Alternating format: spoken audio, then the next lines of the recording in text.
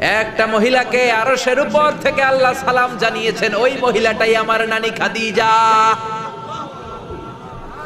বিশ্বনবী খাদিজার এত ভালোবাসতেন, বিশ্বনবী বলতেন, আল্লাহ কিয়ামতের দিন যখন কেউ কাউরে চিনবে না, ওই কঠিন দিনে আমি যেন আমার প্রাণের খাদিজারে ভুলে না যাই।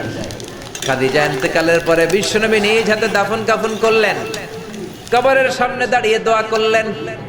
দোয়ার পরে সব সাহাবীরা ঘরে ফিরে যায়। আবু বকর বললেন, নবী চলেন ঘরে ফিরে যাই, দাফন শেষ, কাফন শেষ, দোয়াও শেষ। বিশ্বনবী বললেন, না আবু বকর, আমি যাব না, তুমি যাও, আমি কবরের সামনে দাঁড়িয়ে থাকবো। যেই মহিলাটাকে এই কবরের মধ্যে আমি শোয়ালাম রে আবু বকর, এই মহিলাটা সাধারণ কোনো মহিলা নয়, আমার বিপদের দিনের সঙ্গিনী খাদিজা। মক্কায় এই মহিলাটাই আমার হাতে প্রথমে কালিমা পড়ে ইসলাম ধর্ম গ্রহণ করেছে।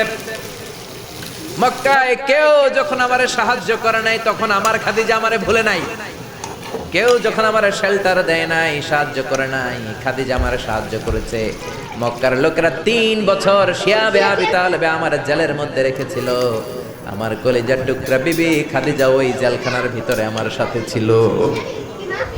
আবু বকর, তোমার মনে চাই তুমি ঘরে ফিরে যাও, আমি এখানে দাঁড়িয়ে থাকবো। আমি দাঁড়িয়ে দাঁড়িয়ে খাদিজার কবরের 3টা প্রশ্নের জবাব আমি বিশ্বনবী নিজে দিয়ে তারপরে ঘরে ফিরে যাবো রে আবু বকর।